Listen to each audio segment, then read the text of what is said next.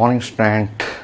सो electromagnetic radiation अभी एक lecture मैंने कंप्लीट किया जो थोड़ा डिफरेंट था। जो केमिस्ट्री में आपने एटॉमिक स्ट्रक्चर, जो Maxwell theory of electromagnetic radiation, वो सारा कुछ तो है ही, वो रिजल्ट है ही, वहाँ से भी बहुत सारा क्वेश्चन मिलेगा। बट कुछ डिफरेंट मैंने डिस्कस किया था लेक्चर 1 में, ठीक है, जिसमें energy density of electric field, energy density of magnetic field, energy density of electromagnetic radiation, total energy, intensity, ये सब हम लोग टॉपिक डिस्कस किए थे जिससे क्वेश्चन आता है आपको पेपर में।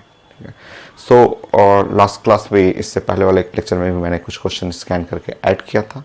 हाँ, उसमें आईटी मेन का भी क्वेश्चन था, मेडिकल का भी क्वेश्चन था, कुछ क्वेश्चन और करेंगे, 5 क्वेश्चन और। मुझे आईटी मेन में कुछ क्वेश्चन तो बहुत अच्छा है, मतलब अभी नहीं, थोड़ा और आगे पढ़ने के बाद जब लास्ट करेंगे हम लोग रिजल्ट, उसके बाद मैं कुछ अलग अलग क्वेश्चन, 5-6 क्वेश्चन एकदम डिफरेंट है, एकदम अलग है, बहुत अच्छे अच्छे क्वेश्चन है। तो अभी ये जो लेक्चर 1 का रिजल्ट आपने पढ़ा था, उसके हेल्प से 5 क्वेश्चन आप अभी यहाँ डिस्कस करेंगे, जो मेडिकल में भी ऐसे ही क्वेश्चन आता है। सो स्टार्ट करते हैं। क्वेश्चन मैं स्कैन करके ऐड करता हूँ, एक एक करके ऐड करूँगा और फिर मैं हम लोग डिस्कस करते हैं। तो अभी ये क्वेश्चन आएगा 10 सेकेंड के लिए, स्टॉप करके प्लानिंग करेंगे। कुछ आसान है, कुछ बड़े अच्छे भी है इसमें भी 5 में।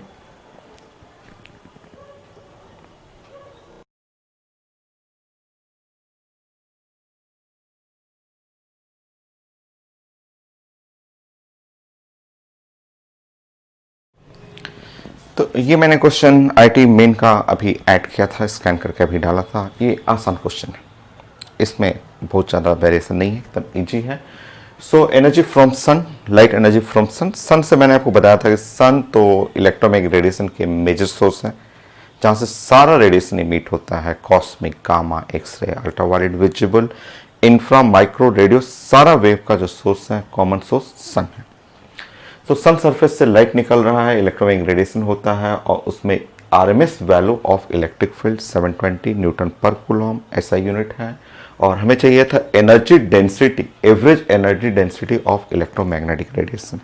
आप जानते हैं कि average energy density of electromagnetic radiation जो था, वो हम लोग पढ़े थे एप्सिलॉन नॉट, और ये ई स्क्वायर, ई स्क्वायर वही आरएमएस वैल्यू है, पिक रहता तो बाई 2 हो जाता, ये यही है, बस पुट कर लेना है। सो एप्सिलॉन नॉट हुआ 8.85 इंटू 10 पे पावर -12, और ई स्क्वायर सारा यूनिट सही है 720 इंटू 720। सॉल्व करते हैं।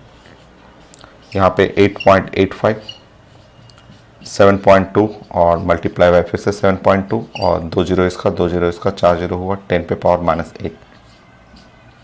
फिर से सो ऑप्शन लिखा हुआ, ऑप्शन में से पता चल जाएगा, बट अगर एग्जैक्ट आपको कैलकुलेट करना है, सॉल्व करिए इसको। सो 8.85, 7.2, वो 50 हो जाता, और नियरली 50 होता, और ये 50 करिएगा यहाँ पे तो 0.5 करेंगे तो 4.4 इंटू 10 पे पावर -6 समथिंग, 4.4 इंटू 10 पे पावर -6। हाँ, आंसर ए आ रहा है, आ रहा है, जरूरत नहीं है। ये देखिए 7 मल्टीप्लाई बाय 7 करते, 7 मल्टीप्लाई बाय 7 49 होता, बट थोड़ा सा ज़्यादा कर लेते हैं, 50 कर लेते हैं।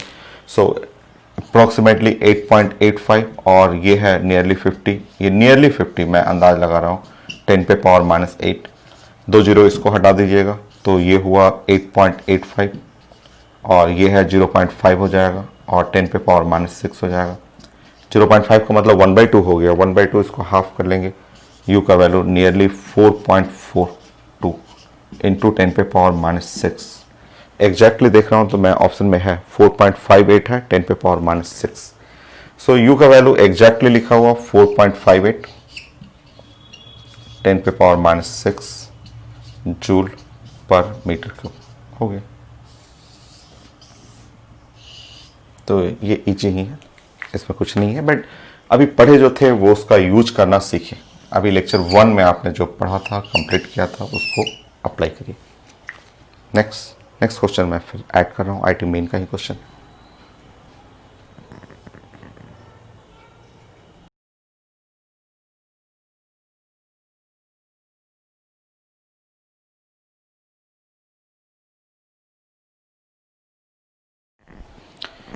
नेक्स्ट क्वेश्चन भी काफ़ी इजी है, इसमें कुछ है नहीं, ये भी क्वेश्चन में कुछ नहीं है। ऐसे क्वेश्चन तो मेडिकल में और बोर्ड एग्जाम में भी आते हैं। तो इलेक्ट्रोमैग्नेटिक रेडिएशन में peak value of magnetic field लिखा हुआ है नैनो टेस्ला, और ये है इलेक्ट्रिक फील्ड चाहिए। तो आप ये तो 10 बार आप 10 बार या 20 बार लिख चुके हैं, वो E0/B0 ऐसे। सो यहाँ पे peak value of electric field चाहिए, तो C इंटू द B0 हो गया। सो E0 जो चाहिए C का वैल्यू है 3 इंटू 10⁸ और B0 जो है 20 नैनो टेस्ला 10⁻⁹ हो गया। सो न्यूटन पर कूलम आप यूज कर सकते हैं इसमें, वोल्ट पर मीटर सॉल्व कर लेंगे। 1 0 यहाँ हो गया, 9 कट गया, 6 न्यूटन पर कूलम हो गया। नेक्स्ट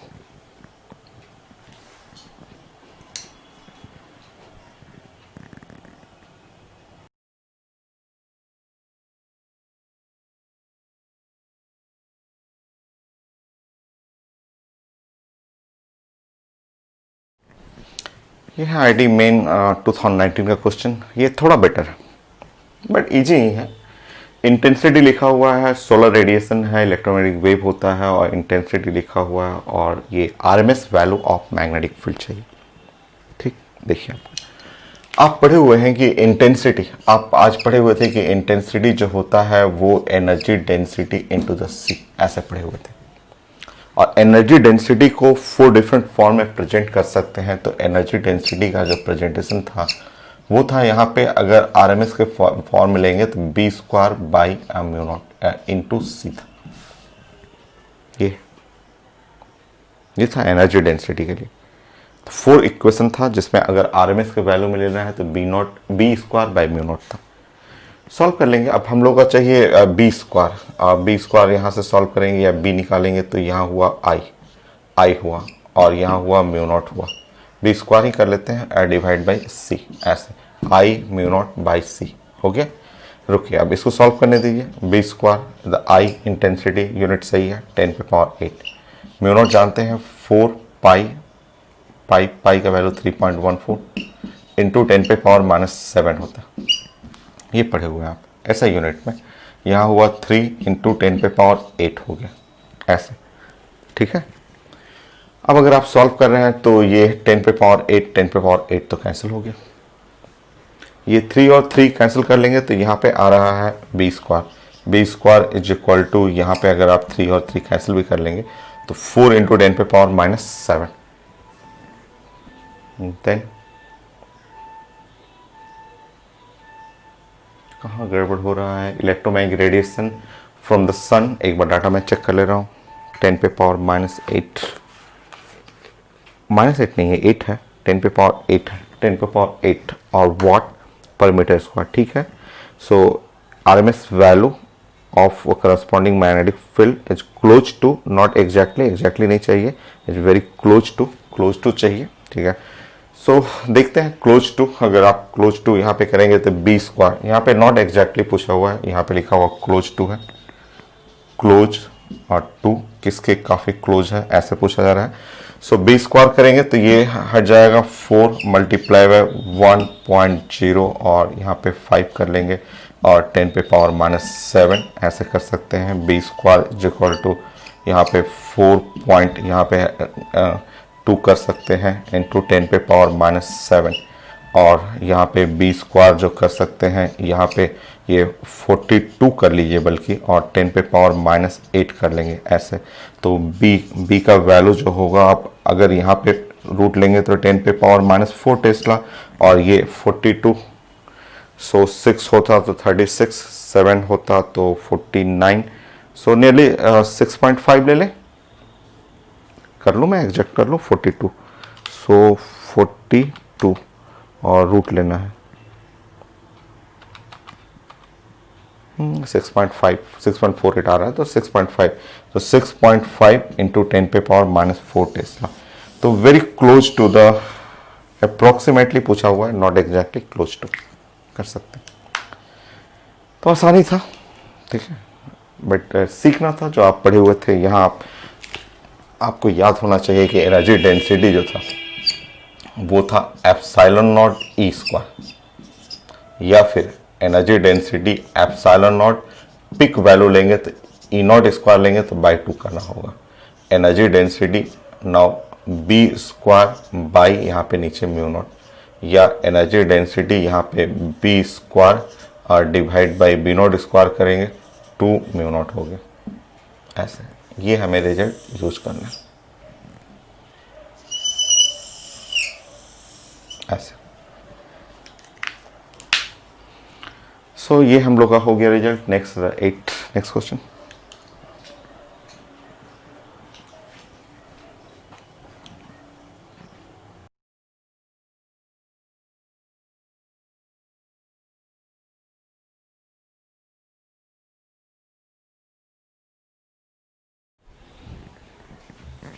नेक्स्ट क्वेश्चन ये भी आईटी मेन का 2019 का ही क्वेश्चन है। ये भी मुझे आसानी लग रहा है। लेजर बीम लिखा हुआ है, लेजर बीम, और उसका पावर लिखा हुआ है, उसका एरिया लिखा हुआ है, और मैक्सिमम इलेक्ट्रिक फील्ड या peak value of electric field of electromagnetic wave चाहिए। ये तो सेम वही क्वेश्चन लग रहा है अभी जो पढ़े थे। आप ये जो फॉर्मूला यूज करते हैं, इंटेंसिटी इज इक्वल टू जो आपका U into C, you know intensity the power by area, तो ये है पावर और डिवाइड बाई एरिया। थोड़ा यूनिट सही करना पड़ेगा इसमें हम लोग को, एरिया। और ये जो एनर्जी होता है वो हाफ एप्सिलॉन नॉट और ई नॉट का स्क्वायर, ऐसे पिक वैल्यू चाहिए ना, तो ये फॉर्मूला होगा, half epsilon not E naught square.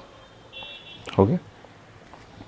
Put करते हैं पावर, रुकिए, 27 मिली 10 पे पावर -3 वाट, ठीक है ना। एरिया, एरिया का स्क्वायर, एरिया मिलीमीटर है, मिलीमीटर, तो 10 मिलीमीटर का मतलब हुआ 10 पे पावर -3, 10 इंटू 10 पे पावर -3 का स्क्वायर, मिलीमीटर का स्क्वायर। सो 10 हुआ और 10 पे power -3 millimetre square is equal to half, metre square हो जाएगा, half epsilon naught, epsilon naught हुआ 8.85 इंटू 10 पे power -12, half epsilon naught 8.85 into 10 पे पावर -12, ये ई नॉट का स्क्वायर चाहिए, और इंटू सी 3 इंटू 10 पे पावर 8 हो गया।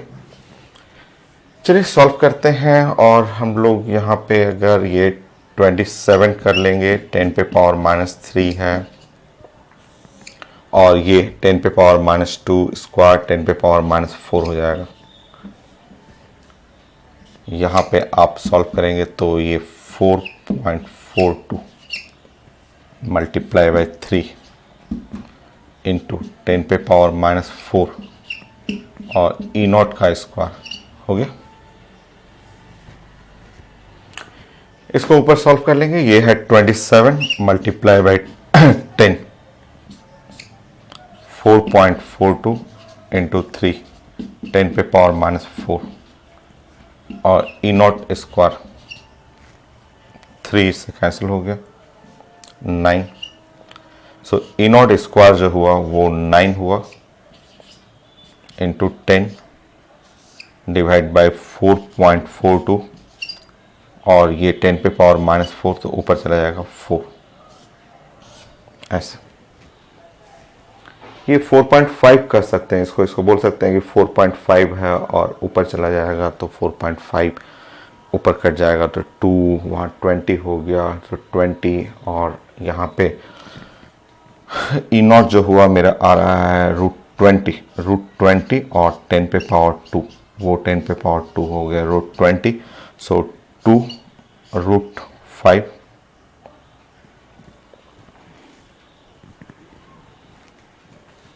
अंदाज लगाइए ना, अंदाज लगा लीजिए, 2 √5 छोड़िए ना, अंदाज लगा लीजिए, 10 पे पावर 2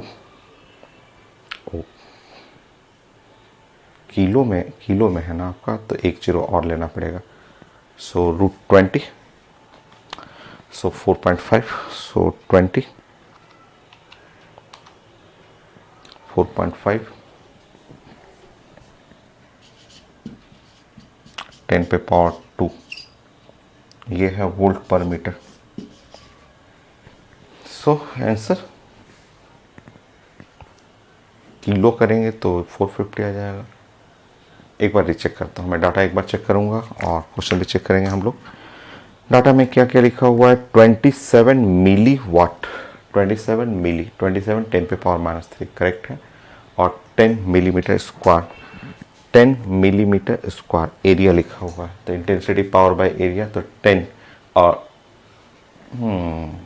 यहाँ गड़बड़ हुआ, यहाँ गड़बड़ हुआ। यहाँ पे देखिए एरिया लिखना चाहिए था तो हम लोग ने यहाँ गड़बड़ कर दिया, 10 और मिलीमीटर स्क्वायर, तो ऐसे लिखना चाहिए 10 मल्टीप्लाई बाय मिलीमीटर, तो 10 पे पावर -6 मीटर स्क्वायर, मतलब ये 10 पे पावर -5 मीटर स्क्वायर। ये गड़बड़ हुआ, वही तो कहीं ना कहीं गड़बड़ हो गया था। सो ये जो है, ये जो यहाँ ऐसे होना चाहिए था, 10 बाहर करना चाहिए था, और इंटू 10 पे पावर मिलीमीटर है ना, तो हम इसको पूरा चेंज कर लिए थे, तो ये मिस्टेक हुआ था। तो यहाँ पे हो गया -5, ऊपर जाएगा तो ये 100 हो जाएगा, तो 100 हो गया तो 9, और यहाँ पे 100 कर लेंगे। इसका मतलब E0 जो है, ये स्क्वायर करेंगे तो ये हुआ 2 इंटू 10 पे पावर 6 है ना। E0 रूट लेंगे तो 1.414 10 पे पावर 3, और इसको किलो कर लेंगे, 1.414 किलो वोल्ट पर मीटर। चेक करेंगे ऐसा कोई आंसर। यस, आंसर डी है, करेक्ट। एक और है, और वो सबसे अच्छा है, 2019 का ही है। 2019 में अभी बहुत सारे क्वेश्चन हैं, और आगे पढ़ने के बाद, अभी जो आप पढ़े हुए हैं उससे आप बनाइए।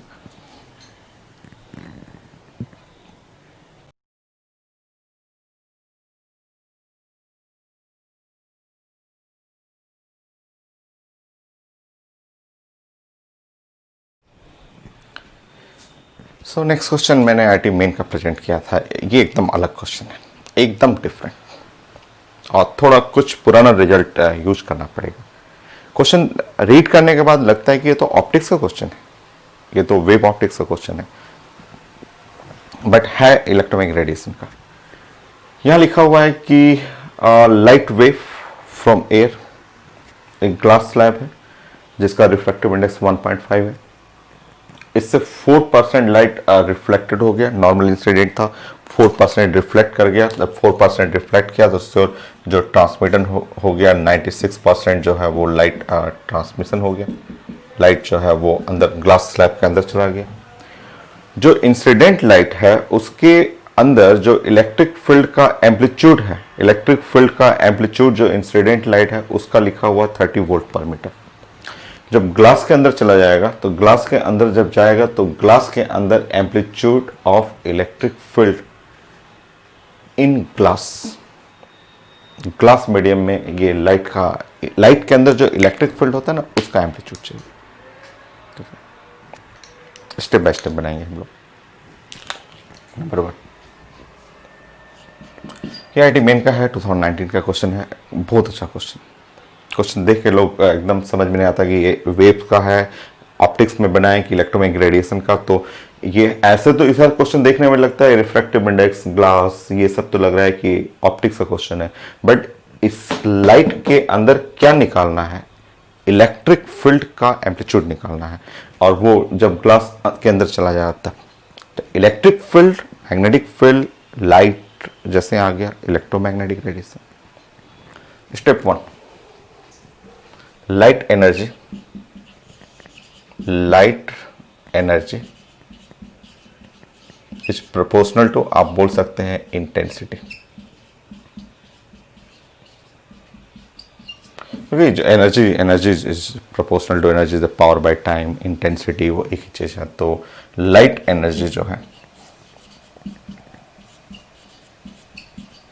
वो हम लोग मान के चल रहे हैं प्रोपोर्शनल टू इंटेंसिटी, और इंटेंसिटी आप पढ़े हुए थे और U इंटू द सी ऐसे पड़े हुए थे, और अगर इलेक्ट्रिक फील्ड के टर्म में लिखना होगा तो half epsilon not E naught का स्क्वायर पिक वैल्यू के टर्म में और इंटू सी। सो ये आपका लाइट एनर्जी के लिए ये एक रिजल्ट बना लीजिए कि ये लाइट जो एनर्जी हुआ, लाइट एनर्जी जो है वो proportional to half epsilon naught और सी और ई नॉट का स्क्वायर, ये ठीक है, ऐसे प्लान कर लीजिए। नेक्स्ट देखेंगे सेकेंड पॉइंट। जैसे क्वेश्चन लिखा हुआ है और पेपर में ऐसे मैंने फिगर बनाया है कि 96% ट्रांसमिटेड हो रहा है, अंदर जा रहा है, तो लाइट एनर्जी इन ग्लास, मैं यहां लिख रहा हूं, ध्यान से देखेंगे, तो मैं लिख रहा हूं लाइट एनर्जी जो ग्लास के अंदर चला गया in glass is equal to, ठीक है, कितना परसेंट, 96%, ठीक है, 96% अंदर चला गया, 4% रिफ्लेक्ट हुआ, 96% of light energy in air, 96% of light energy in air, ठीक है। अभी बहुत सारा कॉन्सेप्ट है, देखेंगे, चलिए जरा आप ध्यान से लिखेंगे, ध्यान से देखिए यहाँ पे ये जो लाइट एनर्जी इन ग्लास, इसके बारे में अगर लिखेंगे तो ध्यान से देखेंगे, देखिए हाफ वेट करेंगे ग्लास मीडियम है, एप्सिलॉन नॉट नहीं, epsilon not permittivity of the air होता है, यहाँ पे लिखना है एप्सिलॉन लिखना है, वेट सी नहीं, जैसे ही ग्लास में जाएगा भी की जगह सी बाई म्यू भी लिख सकते पड़े हुए, जैसे ही मीडियम में एंटर करेगा नाउ चेंज हो जाएगा, तो यहाँ लिख सकते हैं सी बाई म्यू, और ये electric field peak value glass, आप जानते हैं ये यहाँ साइड में लिखना हो तो साइड में, ये कोई किसी के लिए नया नहीं है कि जैसे ही ये लाइट एयर से ग्लास में एंटर करेगा, ये एयर है, एयर में लाइट का स्पीड ये है, ग्लास में एंटर करते ही यहाँ स्पीड जो हो जाता है वो सी बाई म्यू हो जाता है, एनी मीडियम, ठीक है। सो हाफ एप्सिलॉन नॉट नहीं, एप्सिलॉन मीडियम है, c by mu E naught glass square, correct. इधर आएंगे, चलिए साइड 96/100, बहुत अच्छा क्वेश्चन, एकदम बढ़िया क्वेश्चन, जो आईटी एडवांस के standard question. Light energy in air half, यहां लिखेंगे epsilon naught C E square, E naught का स्क्वायर, चलिए ई नॉट का ही लिखते हैं, अभी उसका वैल्यू 30 लिखा हुआ था ना, छोड़ दीजिए। सो इसमें क्या क्या कैंसिल हुआ, ये है 30 वोल्ट पर मीटर है, वो लास्ट में यूज कर लेंगे। अभी रुके, अभी और बढ़िया कॉन्सेप्ट है, अभी अच्छा कॉन्सेप्ट है, अभी जो कैंसिल हो रहा है कैंसिल करिए, हाफ कैंसिल, ये था सी था ना, हाफ कैंसिल हो गया, सी कैंसिल हो गया। सो यहाँ पे हमें चाहिए था ई नॉट स्क्वायर भी हटा सकते हैं यहाँ पे, रहने दीजिए ना भाई, स्क्वायर 4 ग्लास, यहाँ 96/100, ये इधर चला गया म्यू, इधर क्या है एप्सिलॉन नॉट, बाई क्या है एप्सिलॉन, और ये ई नॉट का स्क्वायर, ठीक है।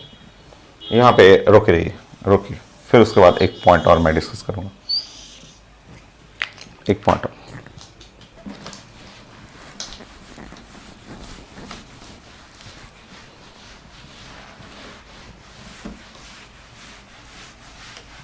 चलिए, पढ़े हुए हैं सब चीजें, बट उसको रिलेट करना है, जोड़ना है, बड़ा अच्छा सा क्वेश्चन मुझे ये मिला था आपको। तो थर्ड पॉइंट, आप पढ़े हुए हैं क्लास में, ये एक बार क्या 2 बार 3 बार आप wave optics, Young's double slit experiment, या आपको साउंड में भी पहले पढ़ा हुआ कि देखिए ये है रिफ्रैक्टिव इंडेक्स, ये रिफ्रैक्टिव इंडेक्स, मान लीजिए रिफ्रैक्टिव इंडेक्स, और ऐसे चला रहा है, यहाँ स्पीड c है और यहाँ पे है स्पीड v है। सो आप जानते हैं कि v जो होता है v जो equal to c by mu कहलाता है, c बाई म्यू, ऐसे, या आप ऐसे लिख सकते हैं रुके नहीं, ऐसे लिखते हैं speed of light in medium, ऐसे स्पीड ऑफ लाइट मीडियम। तो आप जानते हैं कि रिफ्रैक्टिव इंडेक्स जो होता है, रिफ्रैक्टिव इंडेक्स साइंस में होता है स्पीड ऑफ लाइट, ये आप जानते हैं c बाई म्यू होता है। तो speed of light in air by speed of light in medium, पढ़े हुए रिफ्रैक्टिव इंडेक्स, ये भी रिफ्रैक्टिव इंडेक्स ही है, म्यू से ही रिप्रेजेंट करते हैं रिफ्रैक्टिव इंडेक्स, है ना। तो रिफ्रैक्टिव इंडेक्स जो होता है वो आप पढ़ा हुआ है कि speed of light in air by speed of light in medium. रुके, क्या आप इसको ऐसा लिख सकते हैं? मैं बस सब पढ़ा चुका हूँ, 1/√ε0 म्यू नॉट, और इसके जगह पे 1/ε इंटू म्यू, ये मीडियम के लिए। तो जब आप पुट करेंगे तो ऐसे आ जाएगा epsilon into mu by ε0 mu naught. आप चेक कर लेंगे, ऐसे आ रहा है। नहीं लिखा हुआ है तो आप ये मान के चलेंगे म्यू और म्यू नॉट सेम है, ठीक है। नॉट गिवन, नॉट गिवन में आप अगर म्यू और म्यू नॉट नहीं लिखा हुआ, क्वेश्चन में है भी नहीं, क्योंकि आपके बातें हो रहा है एप्सिलॉन और एप्सिलॉन के बीच में, तो यहाँ पे हटाएंगे। तो मैंने आपको बोला था कि अगर कुछ नहीं लिखा हुआ है तो आप इसमें एप्सिलॉन और एप्सिलॉन नॉट भी लिख सकते हैं, ये दोनों सेम मान सकते हैं, ये म्यू और म्यू नॉट सेम है। वहाँ म्यू अलग टर्म है, म्यू अलग है। म्यू जो है वो परमिटिविटी, परमेबिलिटी ऑफ मीडियम है, रिफ्रैक्टिव इंडेक्स नहीं, वो अलग है, ये। अच्छा रुकिए, अब ये नहीं दिया हुआ है, अगर नहीं इसके बारे में नहीं बात होता है, चाहे इसके बारे में नहीं बात होगा, तो माना जाता सेम है, जो और कई क्वेश्चन में भी यूज किए हुए हैं हम लोग। अब देखिएगा, अब अगर आप रिफ्रैक्टिव इंडेक्स का स्क्वायर करेंगे, रिफ्रैक्टिव इंडेक्स स्क्वायर करेंगे तो ये एप्सिलॉन बाई एप्सिलॉन नॉट, ये सो रिफ्रैक्टिव इंडेक्स का स्क्वायर, या इसके जगह हटाएंगे epsilon not by epsilon not करेंगे तो 1 बाई रिफ्रैक्टिव इंडेक्स का स्क्वायर आएगा। चेक करिए, उल्टा कर लेंगे, उल्टा कर लीजिए इसको।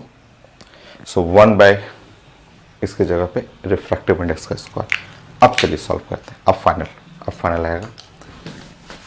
तो ये खूब अच्छा सा क्वेश्चन जिसमें पुराने रिजल्ट खूब अच्छे से यूज किया गया है, और उस रिजल्ट पे भी तो मेडिकल में भी, आईटी में भी क्वेश्चन है उस रिजल्ट से, जो मैं पहले कई बार यूज, 2 बार 3 बार मैं पढ़ा चुका हूँ कॉपी में।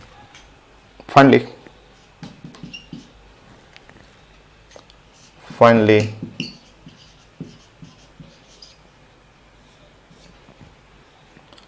ई नॉट ग्लास का स्क्वायर 96/100, यहाँ पे है रिफ्रैक्टिव इंडेक्स है, इसके जगह ये रिफ्रैक्टिव इंडेक्स है, इसके जगह पे 1 बाई रिफ्रैक्टिव इंडेक्स का square E naught square. Finally solve कर दीजिए।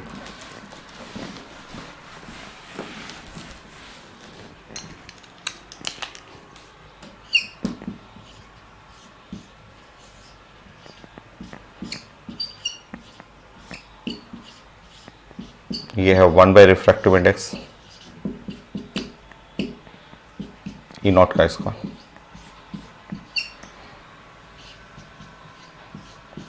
तो बहुत अच्छा क्वेश्चन। तो 96/100, 1 बाई रिफ्रैक्टिव इंडेक्स 1.5, 1.5 का मतलब 3/2। ई नॉट का स्क्वायर, ई नॉट 30, सो 30 और इंटू 30, सो 1020, 1020, 3 कटा 3 कटा, यहाँ पे हुआ ई नॉट स्क्वायर जी। सो 96 मल्टीप्लाई बाई 6,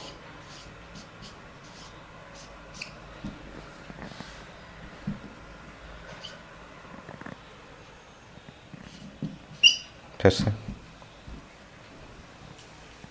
ठीक है, 24, 576, 24, 576 √24, एक्जैक्टली 24।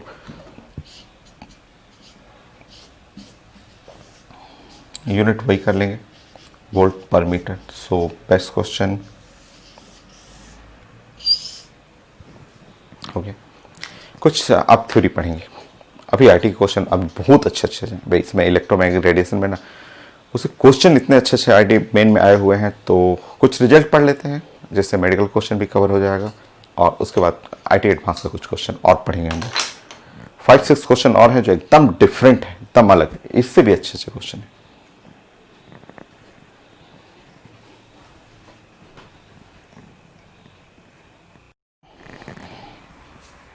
नेक्स्ट कुछ रिजल्ट डिस्कस करते हैं और साथ साथ क्वेश्चन भी पढ़ते रहेंगे। Result for direction of propagation of electromagnetic radiation. So 11 point result for direction of propagation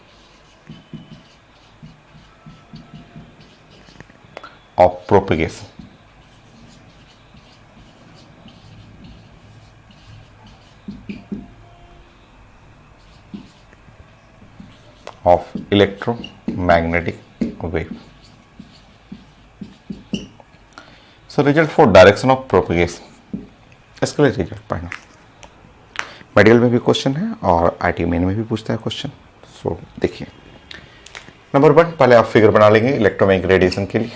वो फिगर जो स्टार्टिंग में आज हम लोग जो पढ़े थे लेक्चर 1 स्टार्टिंग में, तो ये है इलेक्ट्रोमैग्नेटिक रेडिएशन, ये है इलेक्ट्रोमैग्नेटिक वेव कहिए या रेडिएशन हुआ। और यहाँ एक ऑसिलेटिंग इलेक्ट्रिक फील्ड होता है,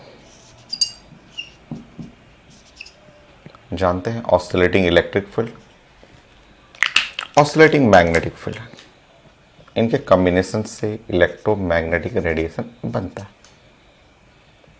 ऐसे सब 90 डिग्री पे हैं, सारे जितने भी वेक्टर हैं, ये वेक्टर हुआ तो 90 डिग्री पे, ये भी वेक्टर है, ये भी है 90 डिग्री पे, ये भी है एंगल जो है वो 90 डिग्री पे है, जो आप पढ़ चुके हैं। ये है direction of propagation of electromagnetic radiation, तो ये आप वेक्टर के कह सकते हैं। ये इसको बोलते हैं डायरेक्शन ऑफ प्रोपेगेशन, ये direction of propagation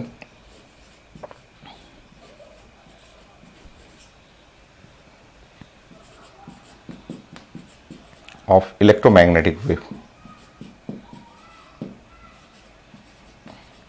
speed c रहेगा, इस साइड का जो स्पीड है वो स्पीड है c, 3 × 10⁸ मीटर पर सेकेंड। हो गया।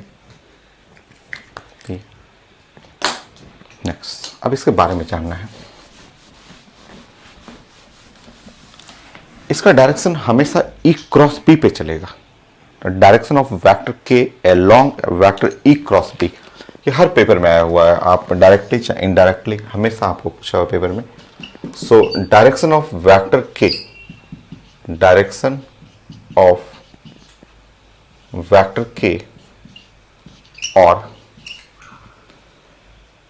Propagation of light, propagation of light,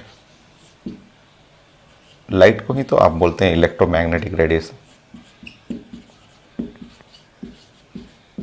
along vector E cross B. तो ई क्रॉस बी, जब ई क्रॉस बी करेंगे तब ये के मिलेगा। वो रूल है, स्टैंडर्ड रूल है कि along vector E cross B, so electric field और क्रॉस मैग्नेटिक फील्ड, तो इसके अलोंग मिलता है। ये कई बार पेपर में आया हुआ है कि ना किधर रहेगा डायरेक्शन ऑफ प्रोपेगेशन, तो vector E cross B, vector E cross B. ठीक है, सो ये जो वेक्टर के देख रहे हैं, direction of propagation of the light, ये जो direction of propagation of the light, ये जो वेक्टर के देख रहे हैं ऐसे, उसका डायरेक्शन होता है vector along vector E cross B. So vector E और cross B along vector E cross B, यह है direction of propagation of the light. तो ऐसे भी बोल सकते हैं कि ये जो वेक्टर के है, direction of propagation is parallel to vector E cross B. ये सब आता है, सारे जितने पॉइंट हैं छोटे छोटे पॉइंट सब क्वेश्चन ऐसे।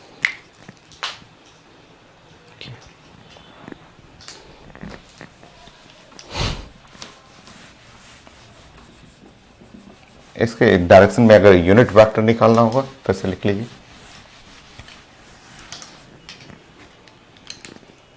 थर्ड पॉइंट,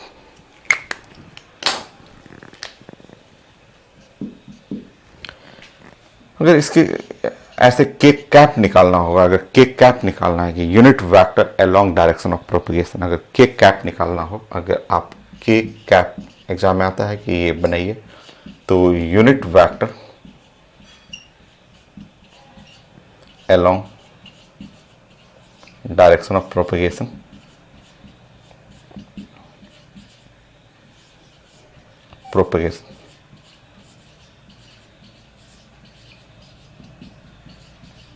के कैप आपको निकालना है, जैसे के कैप पढ़ना है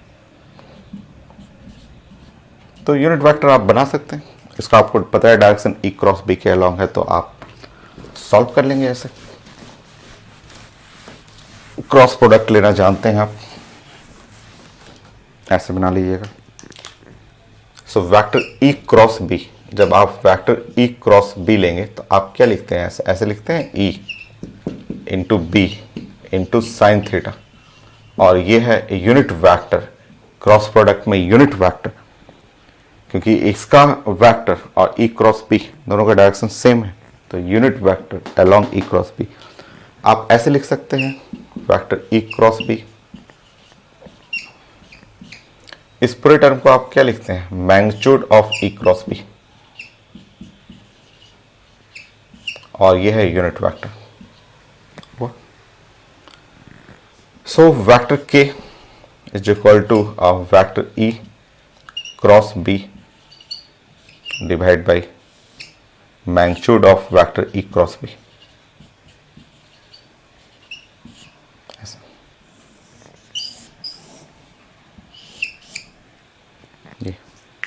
सो vector E cross B divide by magnitude of vector E cross B, ये है यूनिट वेक्टर। ये भी आता है पेपर में, unit vector along the direction of propagation. Unit vector along direction of propagation के लिए ये रिजल्ट हो गया। नेक्स्ट,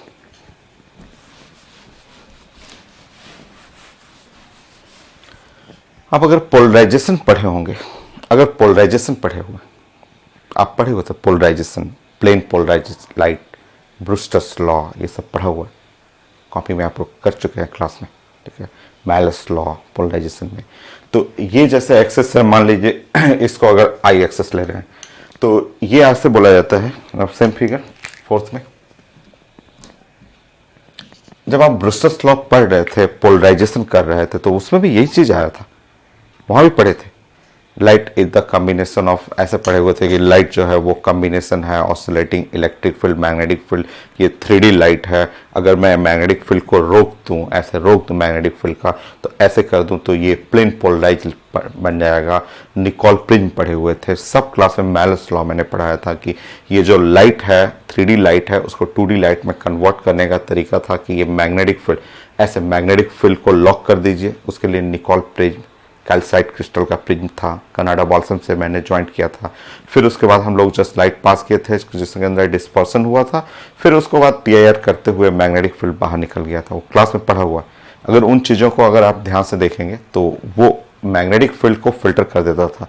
और इलेक्ट्रिक फील्ड, सो ये डायरेक्शन ऑफ इलेक्ट्रिक फील्ड, ये ध्यान रखना है, along the direction of polarisation, polarisation के डायरेक्शन में रहेगा। डायरेक्शन ऑफ इलेक्ट्रिक फील्ड ये भी आता है पेपर में, इलेक्ट्रिक फील्ड किधर है तो along the direction of polarisation. ये चीजें आपको Brewster's law, Malus law, Nicol prism, calcite crystal में सब कुछ पढ़ाया हुआ था कि ये 3D लाइट है, 2D लाइट करने का तरीका है, मैग्नेटिक फील्ड को लॉक कर दीजिए, भगा दीजिए, अपने आप 2D लाइट आ जाएगा। तो ये इलेक्ट्रिक फील्ड का डायरेक्शन ऑफ, ये भी लिख लेंगे, direction of electric field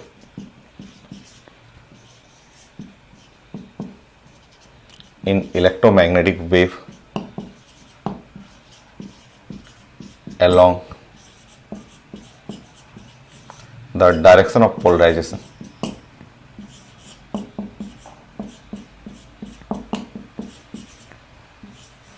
Polarization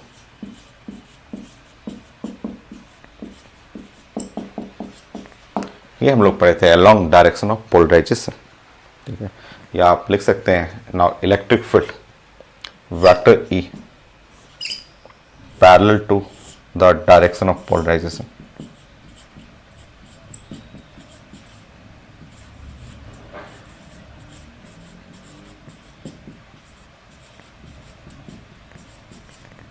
of light.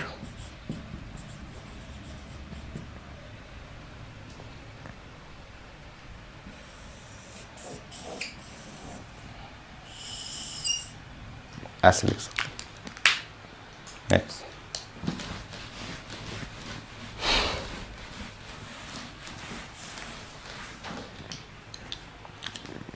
5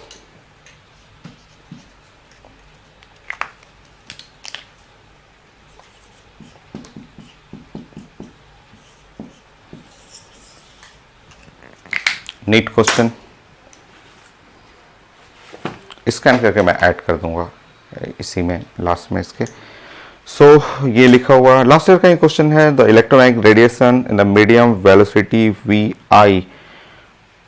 so electric field, so electromagnetic radiation, ये लिखा हुआ, ये इलेक्ट्रोमैग्नेटिक रेडिएशन।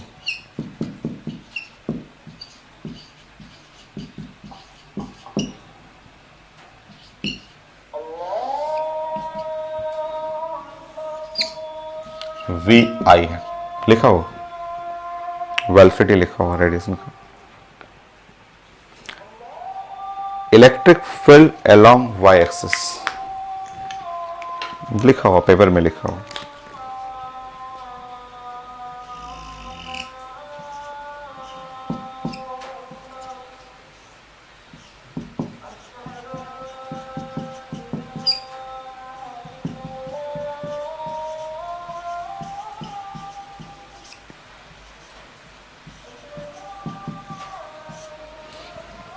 कल भी तेज बारिश हो रहा था, आज भी काफी, अभी बारिश शुरू हो गया। तो चलिए इसको कंप्लीट करते हैं, 2-3 क्वेश्चन और करेंगे, फाइनल करते हैं हम लोग। अभी रिजल्ट और है, एक क्लास और लगेगा अभी। सो direction of oscillating magnetic field ऐसे चाहिए था, बने direction of oscillating magnetic field.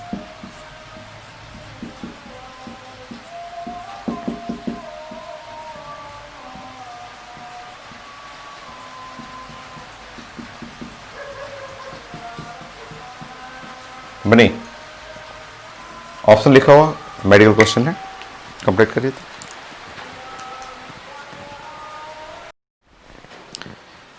सो ये पीएमटी क्वेश्चन था, 1 मिनट क्वेश्चन, और आपने बनाया आंसर।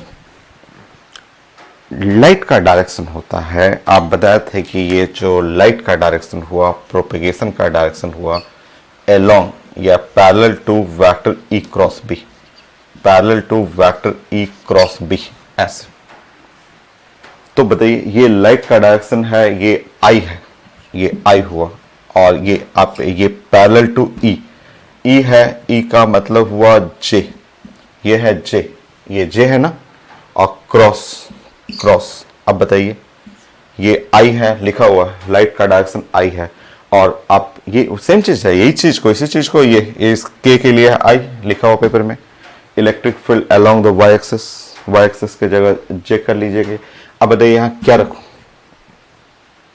क्या रखूं? Just 1 minute. आप आपके लिए क्रॉस प्रोडक्ट कितना पड़े हुए, देखिए यहाँ ये आई कैप, जे कैप, के कैप, डायरेक्शन यही फॉलो करना है।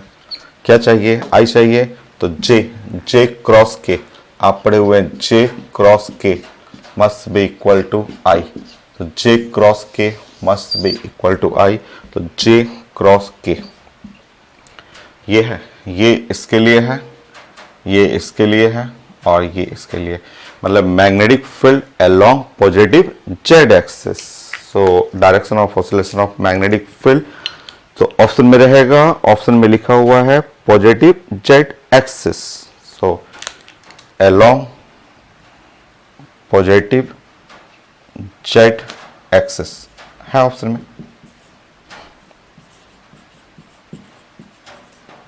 ये था 1 मिनट।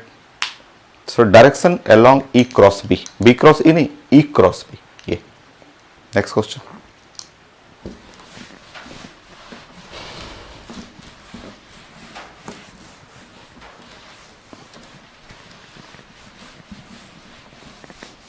मेडिकल का, मेडिकल में भी क्वेश्चन आता है, आईटी मेन में भी है, PMT question. Next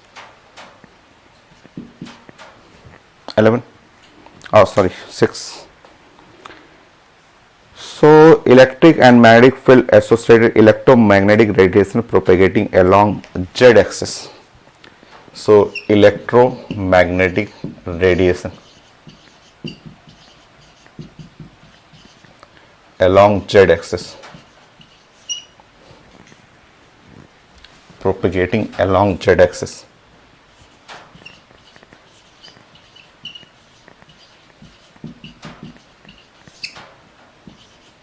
Along z axis लिखा हुआ, electromagnetic radiation propagating along z axis. उसके रिस्पेक्ट में आपको इलेक्ट्रिक फील्ड और मैग्नेटिक फील्ड चाहिए, तो यहां लिखा हुआ है electric field,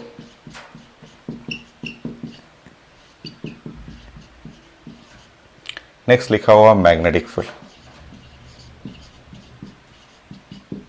so electric field और magnetic field, option A B C D. चलिए, सो है पैकेज का ही क्वेश्चन है, नीट का है, नीट में पूछा हुआ क्वेश्चन है, और लिखा हुआ electric field E naught I B naught J E naught K B naught I E naught J B naught I, one second question, E naught J B naught K, ये simple answer. अगर electromagnetic radiation along the z axis, vector K parallel to the vector E cross B, ऐसे आप जानते हैं direction of propagation, ये लिखा हुआ है डायरेक्शन ऑफ प्रोपगेशन, इसके बारे में लिखा हुआ है अलोंग आई जेड के एक्सिस, तो के कैप, और ये के कैप तभी पॉसिबल होगा जब यहाँ आई कैप हो और यहाँ पे क्या हो, जे कैप। आई और जे ऐसे, तो ऐसे देख के पता चल रहा था ऐसा ए है, तो बस आपको रिलेट करना सिखाना था कि देखिए ये आता है पेपर में, मेडिकल में भी, इंजीनियरिंग में भी, बोर्ड एग्जाम में भी आता है, पूछा जाता है question. Next,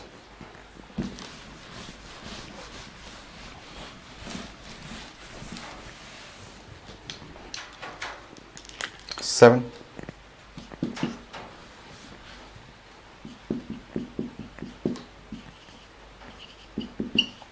IT main 2019 question.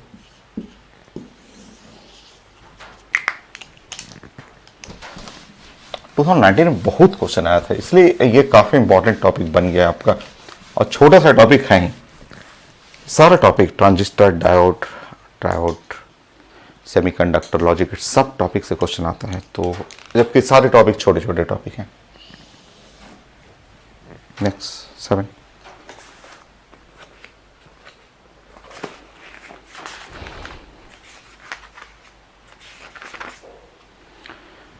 so plane electromagnetic wave traveling in the free space along x direction, so लिखा हुआ electromagnetic wave along x direction,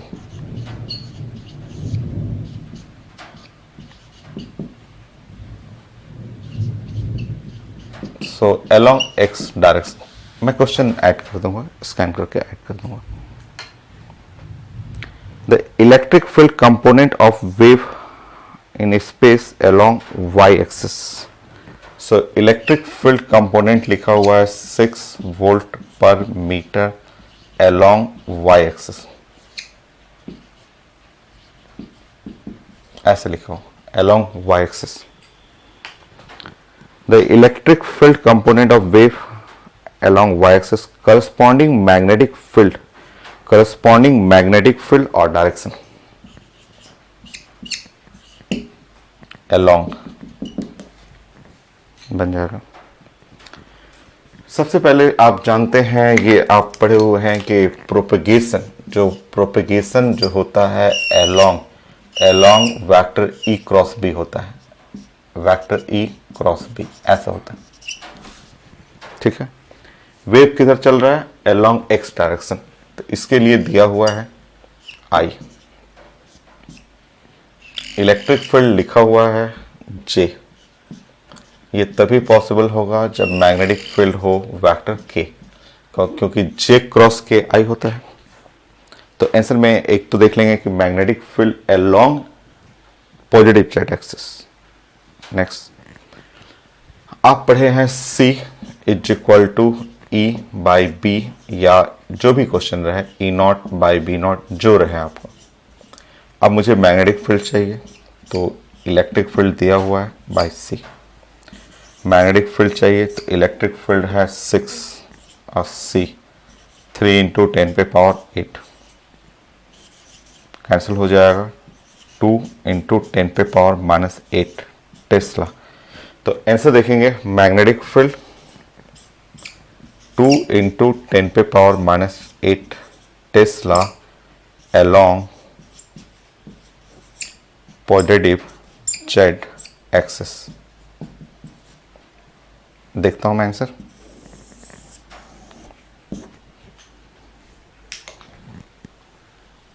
ठीक है, ऐसा है। आज के लिए इतना ही। नेक्स्ट क्लास और रिजल्ट है, बहुत सारा पढ़ा हुआ रिजल्ट मिलेगा, बट क्वेश्चन बड़ा अच्छा है। क्वेश्चन कुछ है एकदम नए नए क्वेश्चन मिलेंगे। सो नेक्स्ट क्लास दोनों लेक्चर लगेगा। क्वेश्चन इतने अच्छे अच्छे हैं कि उसमें थोड़ा टाइम लगेगा समझाने में आपको। So next class electromagnetic radiation कोशिश करते हैं फाइनल करेंगे नेक्स्ट क्लास।